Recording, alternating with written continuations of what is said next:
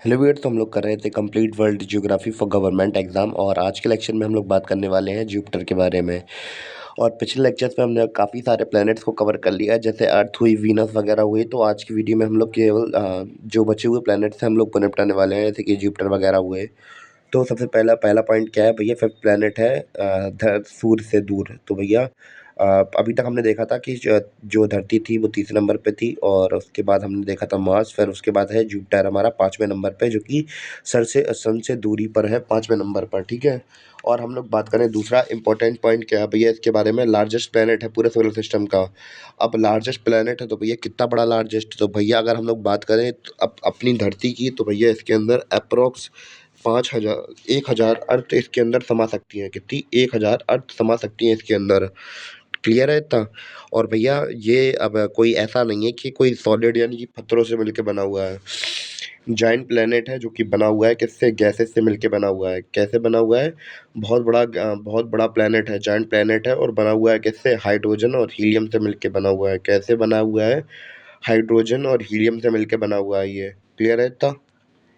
अब भैया बात करते हैं इसके अगले पॉइंट के बारे में। तो भैया अगला पॉइंट क्या है कि भैया जो हमारा जुपिटर है ये बहुत तेज़ी से घूमता है, रोटेशन बहुत जल्दी जल्दी करता है। कैसे करता है?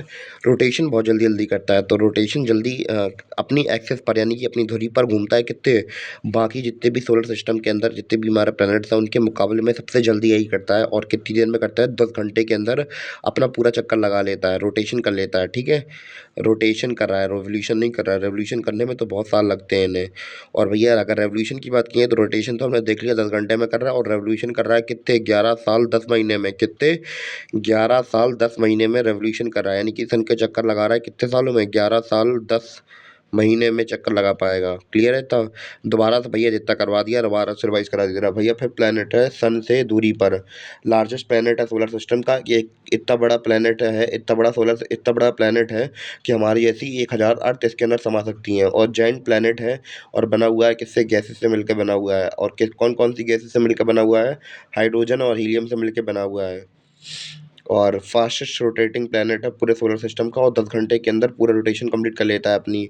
और रेवोल्यूशन की बात की तो भैया बहुत देर लगाता है, 11 साल 10 महीने में रेवोल्यूशन लगा पाता है पूरा। क्लियर है इतना? और अगले पॉइंट देखते हैं इसके बारे में, सेकंड मैक्सिमम सैटेलाइट्स, यानी कि इसके पास सेकंड मैक्सिमम सैटेलाइट्स हैं, यानी कि इसके पास 95 सैटेलाइट्स हैं। कितनी हैं?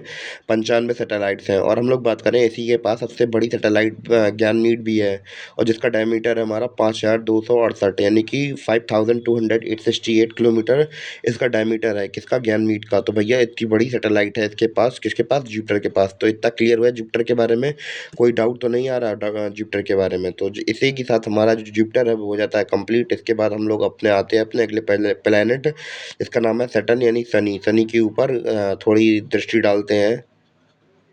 तो भैया आप सैटर्न के पॉइंट के बारे में देखते हैं। तो भैया सैटर्न का सबसे पहला पॉइंट क्या है भैया? सूर्य से दूरी के अनुसार ये छठवां प्लेनेट है, यानी कि सन से 6 नंबर पे है अब ये दूरी पर। ठीक है।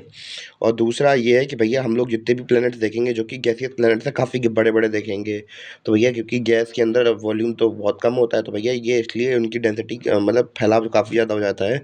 इस वजह से ये सेकंड लार्जेस्ट प्लैनेट है आफ्टर जुपिटर। जुपिटर के बाद ये दूसरा सबसे लार्जेस्ट प्लैनेट है। क्लियर है इतना? समझ में आ गया? अगला पॉइंट देखते हैं। तो भैया अगला पॉइंट क्या है? It has a system of 7 rings around it, यानी कि जो हमारा ये शनि ग्रह सैटर्न है इसके पास 7 रिंग्स हैं। तो भैया बनी कैसे हैं? तो भैया एक बार क्या हुआ कि इनके पास आके एक दो एस्ट्रॉयड टकरा गए, और टकराने से क्या हुआ कि भैया जो उनके पार्टिकल्स थे छोटे छोटे, इसकी ग्रेविटी में फंस गए और आसपास घूमने लगे। तो भैया इसकी सतह को उन्होंने टच नहीं किया, बस अराउंड में इसके आसपास घूमते रहते हैं इसके आउटर सरफेस के पार। तो भैया इतना समझ में आया? तो यानी कि इसके पास 7 रिंग्स चक्कर काटती रहती हैं इसके पास, सैटर्न के पास में। इतना क्लियर है? और भैया थोड़े बहुत पॉइंट देख लेते हैं अपने सैटर्न के बारे में। तो भैया सैटर्न के बारे में और क्या पॉइंट दिया गया है? इसके पास सबसे ज़्यादा सैटेलाइट्स हैं। कितनी सैटेलाइट्स हैं इसके पास? 274 सैटेलाइट्स हैं। जैसे कि हमारे पास एक मामा है चंदा मामा, और इनके पास भैया 274 चंदा मामा है, यानी कि 274 सैटेलाइट्स हैं इनके पास। क्लियर है इसका? और हम लोग बात करें शनि के पास, हम लोग बात करें शनि ग्रह का सबसे बड़ा और दुनिया का सौरमंडल का दूसरा सबसे बड़ा उपग्रह कौन सा है? टाइटन है, यानी कि टाइटन हमारा हमारा दूसरा सबसे लार्जेस्ट क्या उपग्रह यानी कि सैटेलाइट है, और शनि ग्रह का सबसे बड़ा सैटेलाइट है कौन सा, टाइटन, और इसका डायमीटर कितना है 5150 किलोमीटर यानी कि 5150 किलोमीटर की इसका डायमीटर है किसका, टाइटन सैटेलाइट का। क्लियर है इतना, कोई डाउट तो नहीं है? अब भैया उसके बाद हम लोग बात करने वाले हैं यूरेनस के बारे में, तो यानी कि अरुण ग्रह के बारे में। तो इसके बारे में बात की है तो भैया सूर्य से दूरी के अनुसार भैया 7वें नंबर पे, अभी तक हमने उसको देखा था 6वें नंबर पर था, और अब ये 7वें नंबर पे है दूरी के मुकाबले में, ठीक है। और तीसरा लार्जेस्ट प्लेनेट है पूरे हमारे सोलर सिस्टम का, जुपिटर और सैटर्न के बाद, जुपिटर और सैटर्न के बाद भैया तीसरा लार्जेस्ट प्लेनेट है हमारा, जुपिटर और सैटर्न के बाद तीसरा लार्जेस्ट प्लेनेट है पूरे सोलर सिस्टम का। और भैया सबसे कोल्डेस्ट प्लैनेट है, कैसा है, कोल्डेस्ट यानी कि सबसे ठंडा प्लैनेट है। कितना टेम्परेचर है यहाँ पे इसका, -224 डिग्री सेंटीग्रेड इसका टेम्परेचर है। कितना है, -224 डिग्री सेंटीग्रेड इसका टेम्परेचर है। कितना टेम्परेचर इसका, -224 डिग्री सेंटीग्रेड। भैया जाएंगे तो हड्डियाँ कब गल जाएंगी ठंड के मारे, इतना ठंडा पड़ा पड़ा है यहाँ पे।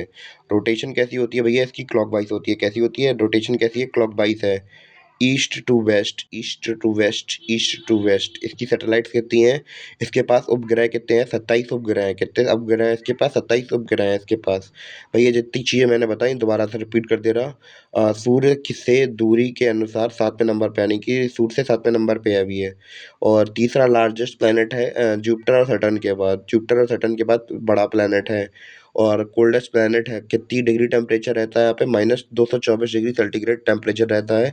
और रोटेशन कैसी करता है, क्लॉकवाइज रोटेशन करता है, ईस्ट टू वेस्ट। सैटेलाइट कितनी है, 27 सैटेलाइट है इसके पास। क्लियर इतना। और यूरेनस यूरेनस के बारे में क्या क्या पॉइंट है भैया, मानव द्वारा खोजा गया पहला प्लेनेट था, यानी कि मानव ने पहली बार ऐसे ही खोजा था।